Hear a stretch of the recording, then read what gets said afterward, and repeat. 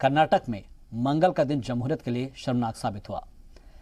दरअसल विधान परिषद इजलास के दौरान अवामी नुमाइंदे सारी हदें पार करते नजर आए, क्योंकि लेजिस्लेटिव काउंसिल चेयरमैन की मुखालफत करते हुए कांग्रेस अरकान ने उन्हें कुर्सी से जबरदस्ती उतार दिया, जिसके जवाब में बीजेपी अरकान कहां पीछे रहने वाले थे, उन्होंने भी इसके पलटवार किया। और ये दिन आज का दिन काफी शर्मनाक साबित हुआ, क्योंकि ऐवान में जिस तरह की हाथापाई देखने को मिली उससे साफ जाहिर होता है कि बाहर जो कुछ होता है ऐवान के, वो अंदर भी हुआ। और इसको लेकर हर किसी ने अपनी अपनी वजाहत पेश की। सवाल ये उठता है कि ऐसे मामलों को लेकर आखिर उन तमाम सियासी जो जमातें हैं उनकी अक्ल कहां चली जाती है कि एक ओहदे पर बैठे शख्स के साथ आखिर ऐसा कैसे कर सकते हैं। देखिए जरा इस रिपोर्ट के जरिए।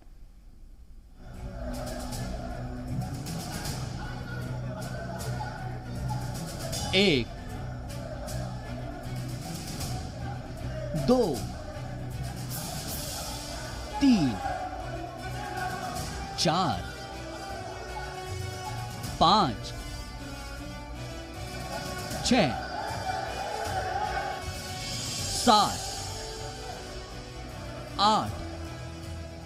जमहूरियत को शर्मसार करने वाली ये तस्वीरें कर्नाटक लेजिस्लेटिव काउंसिल की हैं, जहां इक्तदार पर काबिज होने के लिए सियासी जमातें कुछ भी करने को तैयार हैं। इस दौरान एक दूसरे पर इल्जाम लगाते हुए सभी ने इसे कर्नाटक के लिए काला दिन बताया, लेकिन रियासत के सीनियर वजीर मधुस्वामी ऐवान में खींचतान करने वाले एमएलसी के साथ हंसते नजर आए। Incident creates history, tell me. Karnataka legislative council में मंगल को एक दिन का खुसूसी इजलास बुलाया गया था। ऐवान की कार्रवाई शुरू होने से पहले वहां बीजेपी और कांग्रेस अरकान के बीच जबरदस्त धक्का मुक्की होने लगी। हुक्मरान जमात बीजेपी ने चेयरमैन प्रताप चंद्र शेट्टी के खिलाफ अविश्वास प्रस्ताव लाने के लिए गवर्नर की हिदायत पर यह इजलास बुलाया। काउंसिल में बीजेपी के पास अक्सरियत नहीं है, ऐसे में उसने जेडीएस की हिमायत से कांग्रेस के काउंसिल चेयरमैन को हटाने का प्लान तैयार किया। इसलिए कार्रवाई शुरू होने से पहले ही बीजेपी ने मांग रखी कि चेयरमैन की कुर्सी पर मौजूदा चेयरमैन नहीं बैठेंगे और उनकी जगह डिप्टी चेयरमैन को बैठाया गया।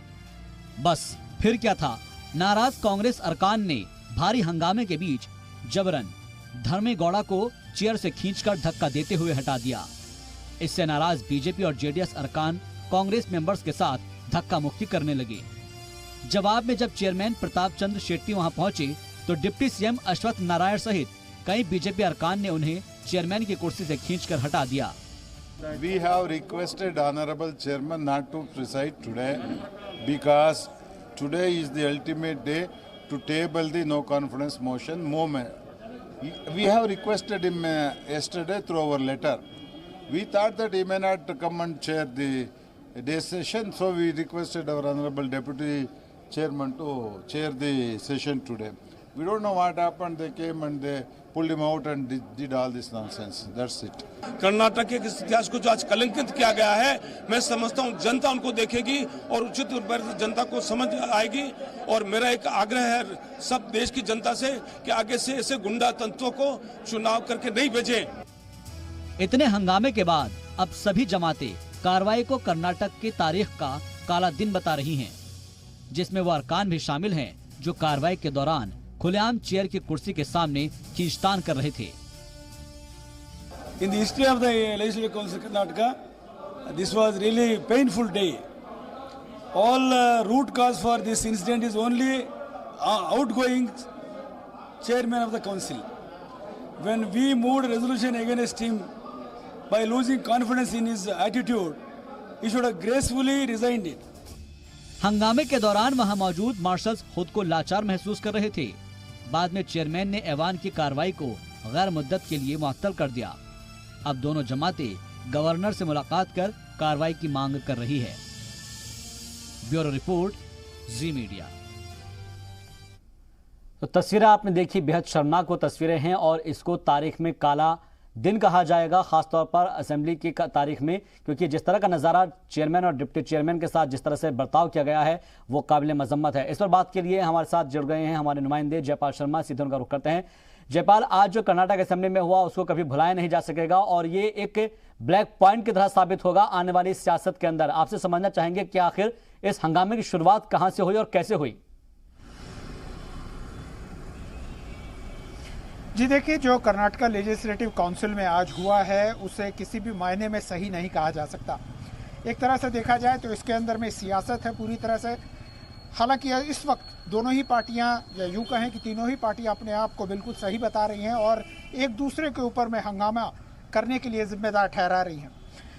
दरअसल भारतीय जनता पार्टी चाहती है कि जो कर्नाटका लेजिस्लेटिव काउंसिल के जो चेयरमैन हैं प्रताप चंद्र शेट्टी, उनको वो चेयरमैन के पद से हटाना चाहती है और अपना चेयरमैन वहां पर बैठाना चाहती है। और इसको लेकर के 14 दिन पहले एक नोटिफिकेशन जो है वो सर्व किया गया था। और चूंकि जो विधानसभा का जो सेशन चल रहा था वो बीच में ही सैनिटाइज हो गया, तो इसके लिए इस स्पेशल सेशन को बुलाया गया था। जी आज जब ये सेशन की शुरुआत हुई उस वक्त में चेयरमैन सदन में मौजूद थे, लेकिन वो अपने कुर्सी पर नहीं थे। और भारतीय जनता पार्टी का मानना था कि चूंकि ये नो कॉन्फिडेंस मोशन चेयरमैन के ही खिलाफ है, ऐसे में कहीं से ये जायज नहीं है कि चेयरमैन कुर्सी पे बैठे। जी इसलिए जो धर्मे गौड़ा जो कि डिप्टी चेयरमैन है उनको चेयर पे बैठाया गया और यहीं से ऐतराज शुरू हो गया। कांग्रेस, जेडीएस, भारतीय जनता पार्टी, ये तीनों के बीच में एक तरह से वो बहुत अजीब तरह का हंगामा वहां पर हुआ। डिप्टी स्पीकर को खींच करके कुर्सी से उतारने की कार्रवाई हुई और इसमें किसी एक पार्टी को दोष देना सही नहीं है, बल्कि यह कहा जा सकता है कि सभी पार्टियां इसके अंदर में जो जिसका समर्थन कर रही थी वो वहां इन्वॉल्व थी। धक्का मुक्की हुई, कई बार ऐसा लगा कि मारपीट तक की नौबत आ जाएगी। मार्शल जैसा आपने कहा कि बिल्कुल वहां पे लाचार नजर आ रहे थे। बहरहाल बहुत इसी बीच चेयरमैन ने माइक से जो है सैनिटाइज की घोषणा कर दी और ये हंगामा जो है थोड़ी देर के बाद थम जरूर गया, लेकिन एक काला धब्बा जरूर कर्नाटका लेजिस्लेटिव काउंसिल के इतिहास में दर्ज करा गया। जी लेकिन जयपाल, एक बात अब आपसे समझना चाहेंगे, हर जो पार्टी है वो अपनी अपनी वजाहत जरूर पेश कर रही है, लेकिन चीर हनन तो यहाँ पर लोकतंत्र का हुआ है ना। जमहूरियत का यहाँ पर कत्ल किया जा रहा है। किस तरीके से यहाँ पर पूरे मामले को लेते हुए एक दूसरे के ऊपर इल्जाम तराशी लग रही है। और अब जब ऐवान के बाहर हम देखते हैं तो जो एक दूसरे के साथ हंसते हुए मुलाकात करते हैं, क्या ये सिर्फ सियासत ही है और लोगों को दिखाने के लिए कि देखिएगा हम आपके मुखालिफ हैं, और बाहर एक दूसरे से हंसते मिलते हैं? जी बिल्कुल, देखिए इसके पीछे में कहीं ना कहीं एक सियासत जरूर है। इन दिनों अगर आप देखें तो भारतीय जनता पार्टी और जेडीएस यानी कि कुमारस्वामी जो हैं वो काफ़ी एक दूसरे के नज़दीक आ गए हैं। कर्नाटका विधानसभा के अंदर में कुमारस्वामी के सहयोग से भारतीय जनता पार्टी ने लैंड रिफॉर्म बिल पास कराया। इधर कैटल स्लॉटर बिल लेकर के भी भारतीय जनता पार्टी आई और विधानसभा के अंदर में उसको पास कराने में सफल रही है, लेकिन काउंसिल में उसकी सीटें कम है। ऐसे में उसके लिए जरूरी है कि वो सबसे पहले जो चेयरमैन है उनको वहां पर से हटाए, वहां पर अपना चेयरमैन वहां पर बैठाए।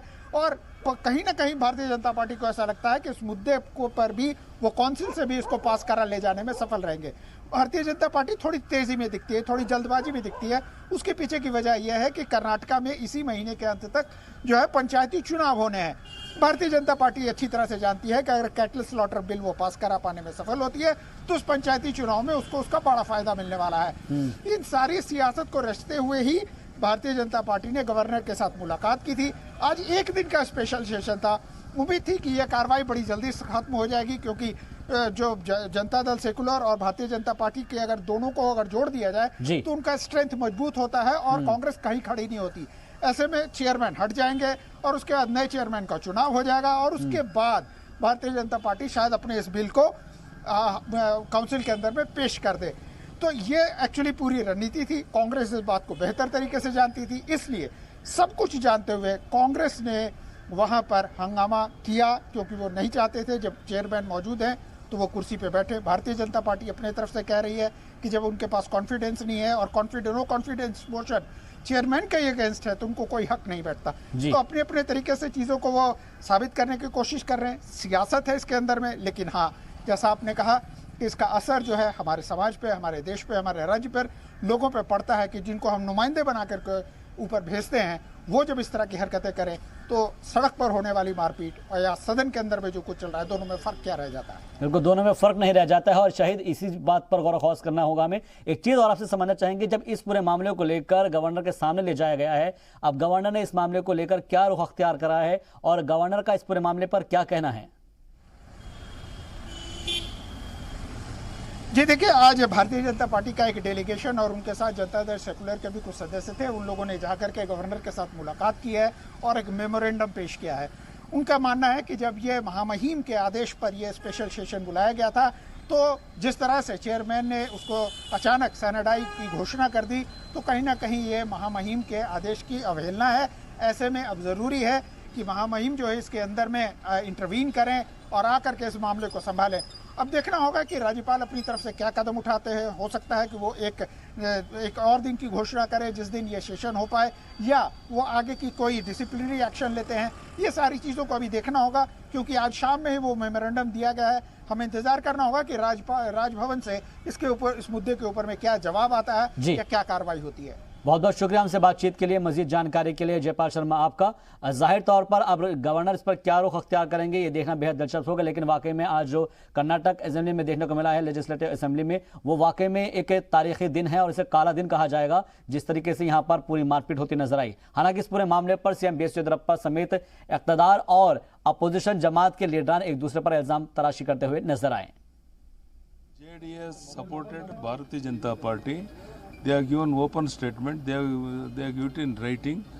Last time itself, we have moved the no confidence motion against the chairman.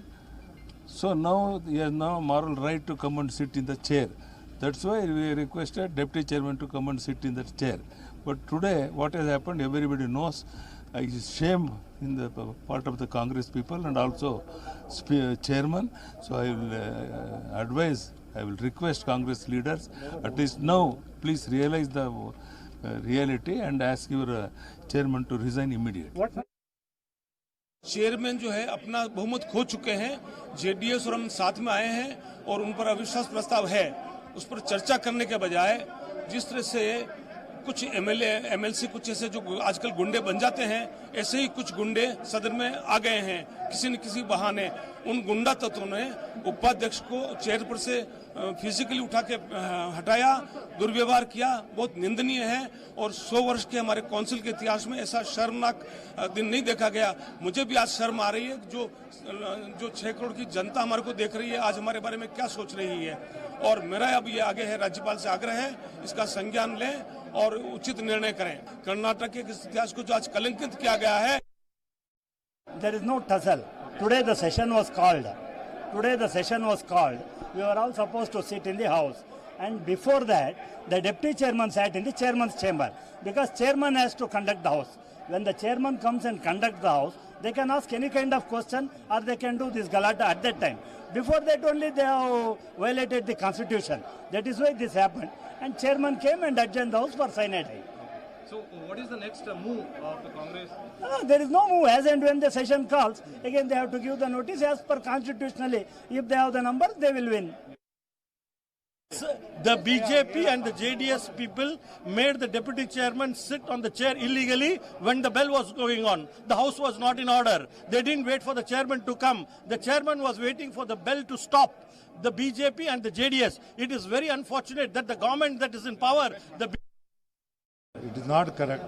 Nobody has done like this, but it is also not correct. So the bell was ringing. The deputy chairman was on the chair. Somebody closed the door. See, who closed the door, I don't know. But the bell was ringing.